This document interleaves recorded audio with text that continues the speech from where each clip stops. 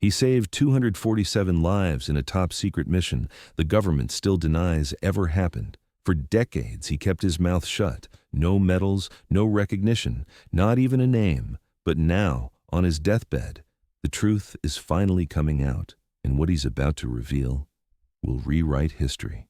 Welcome to Echo Stories, where we uncover the hidden lives of quiet heroes. If you believe some of the greatest stories are the ones we were never meant to hear, then hit that subscribe button and join us. Today's story will stay with you long after it ends. The man known today only as Daniel C.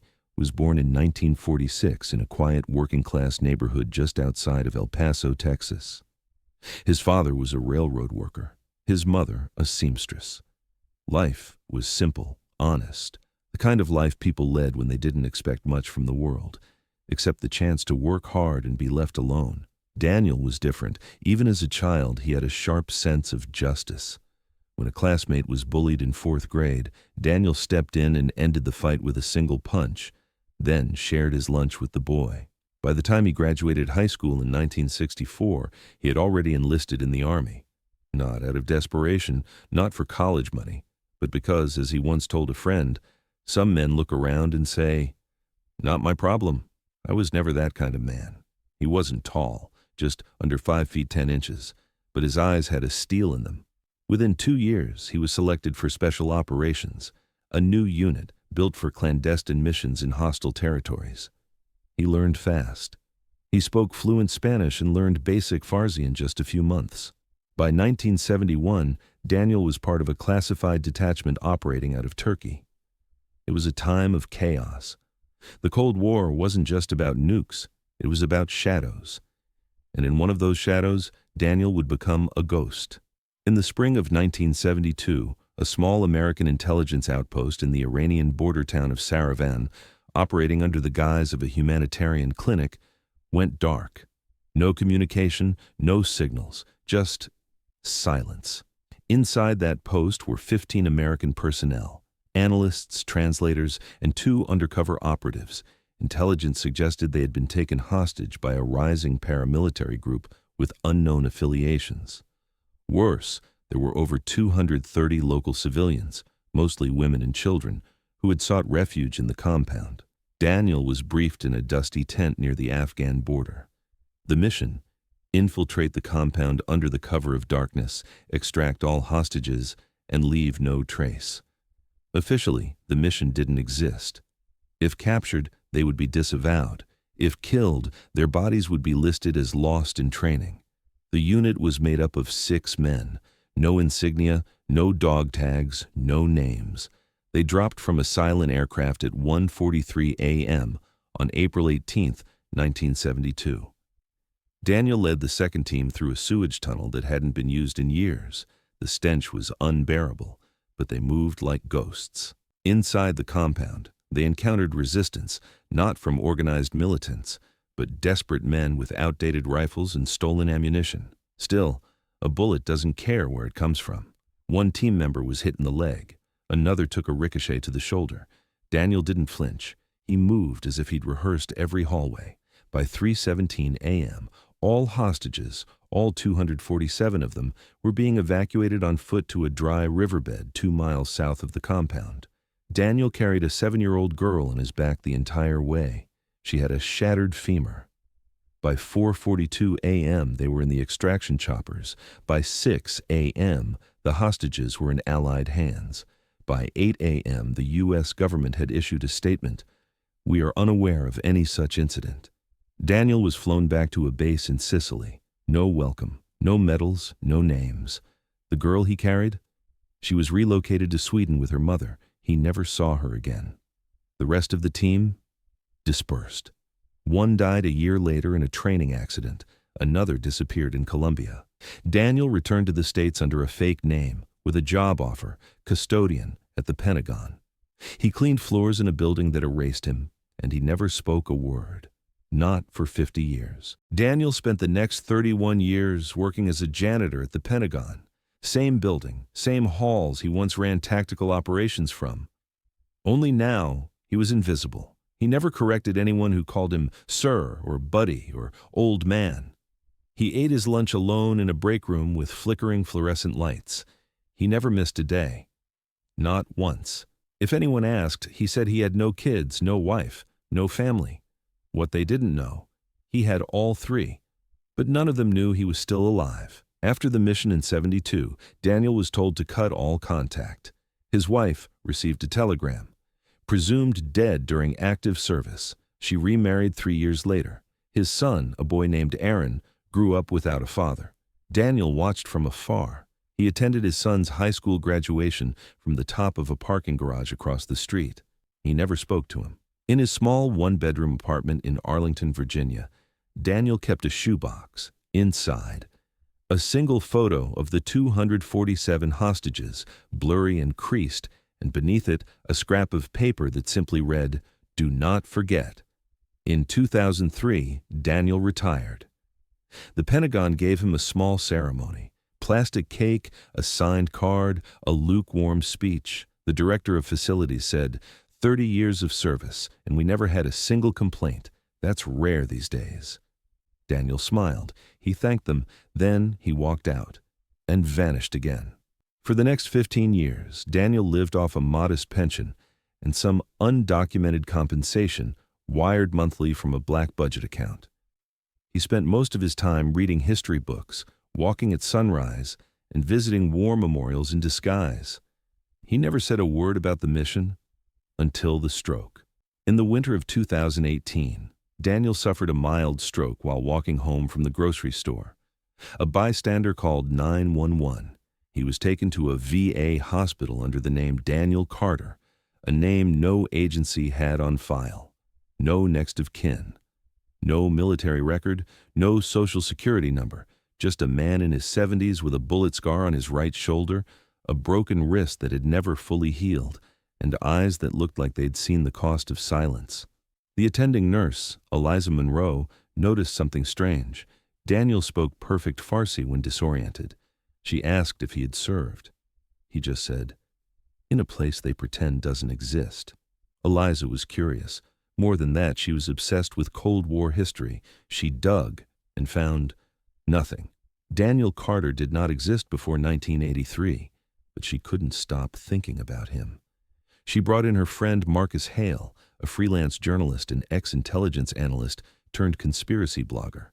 Marcus had seen hundreds of fake veterans. He was sure Daniel was just another old man with stories, until Daniel described a classified Iranian border town, Saravan, in perfect geographic detail and recalled a specific hand signal used by a now-defunct U.S. Special Forces group, one that had only been declassified 2 years earlier. Marcus froze.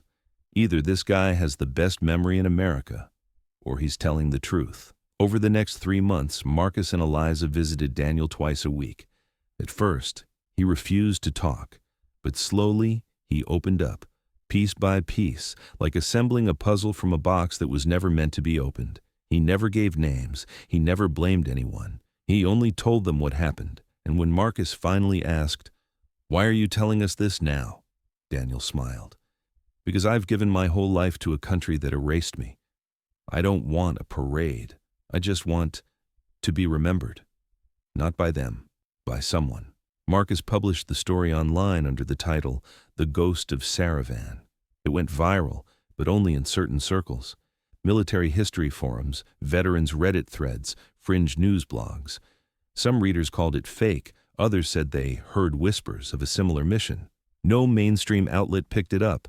The Department of Defense issued no comment. When asked, a spokesperson said, "We have no records of a mission matching that description." But one email changed everything. It came from Sweden. A woman named Layla Anderson, now 54 years old, said she had read the article and believed she was one of the children rescued from that 1972 mission. She attached a photo, a young girl on a soldier's back wearing a red coat and holding a broken doll. Marcus showed the photo to Daniel. His hands shook. He pointed at the girl. She cried the whole way, told her a story about a bird that flew backward so it could always remember where it came from. That's her. Layla arrived in Washington, D.C. 2 weeks later. She was accompanied by her daughter, a journalist from the Swedish daily Dagens Nyheter, and a translator, though she spoke fluent English. Daniel was in hospice care by then, a quiet facility tucked away behind a row of blooming cherry blossom trees. The air smelled faintly of rain and distant memory. His condition had declined quickly.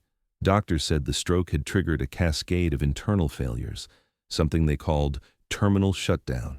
Daniel had refused most interventions. He had one final request: no machines, no wires, no noise. He simply wanted to go out the way he lived, quietly. When Layla entered his room, he was asleep, thin, pale, quiet. His chest rose and fell gently beneath a white sheet. On the nightstand sat a single photo, the one with 247 faces and a red coat. Its edges were worn from being folded and unfolded thousands of times. Beneath it was a worn patch, no insignia, just threads. Layla walked in slowly, her daughter staying respectfully by the door. Then, from her shoulder bag, she pulled something she had carried for 50 years, a broken doll, its arms taped, one button eye missing, but it was still smiling. She sat beside him, held the doll to her chest, and whispered, "I didn't forget." Daniel opened his eyes slowly. They were glassy, but aware, alive. He saw the doll, then her face, and then he smiled. It was a weak smile, but real, as if some part of him had been waiting for this exact moment for 5 decades. "I didn't think you were real," he whispered. Layla took his hand. Neither did I. They talked for over an hour, about the cold night in Saravan, about the gunfire, about the dry riverbed and the starlit silence. Daniel remembered how she clung to his neck, trembling, how she'd cried about losing her mother, only to be reunited with her 2 hours later. He remembered telling her a story about a bird that flew backward, so it would never forget where it came from. Layla laughed, a soft, tearful sound. "I've told that story to every class I've ever taught," she said.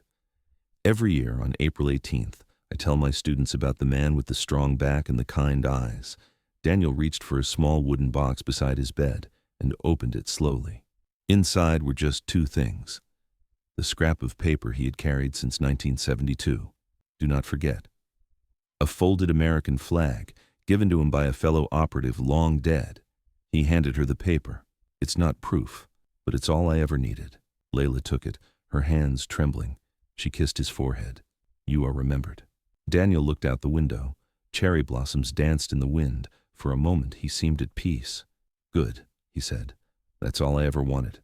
He passed away that night in his sleep. No monitors, no alarms, no final gasp, just a breath. And then stillness. There was no national funeral, no headline, no speech. The Department of Defense issued no statement. They never confirmed or denied that Daniel C. ever existed. But 3 days later, something happened. At the National Museum of American History, a quiet donation was left at the front desk. No name, no fanfare, just a sealed box.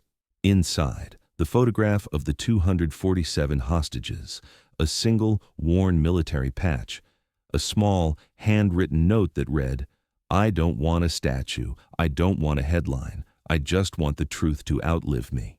DC at first, the museum staff thought it was a prank, but after careful verification, they decided to create a small display in the Unsung Heroes section. It didn't include Daniel's name, but it didn't need to. The exhibit was titled "The Unknown Operative," in honor of those who served in silence and whose stories were never told. Word spread quietly. Veterans came. Some cried, some saluted. A few left tokens, dog tags, folded notes, worn insignias. Back in Sweden, Layla wrote a book. It was called "The Man with the Backward Bird." It became a bestseller across Europe. In it, she wrote, "Some heroes wear medals, others wear mop buckets, but the ones who save the most often disappear when the lights come on. He saved us, not just from death, but from forgetting." Years later, if you walk through Section 60 of Arlington National Cemetery, you might come across a headstone. It has no name, just a date, April 18th, 1972. And etched into the base, a tiny bird flying backward. No one knows who carved it. No one has ever claimed responsibility. But every April, small origami birds appear at the grave, sometimes dozens, sometimes hundreds, all folded by different hands from different places, all facing the same direction, backward. Some heroes don't make headlines, they don't get medals, they don't even get names, but they leave echoes in the people they saved, in the lives they touched, and in the stories we now tell. Thank you for listening to Daniel's story. If it moved you, if it reminded you of someone, subscribe to Echo Stories. Together, let's make sure these voices are never lost again.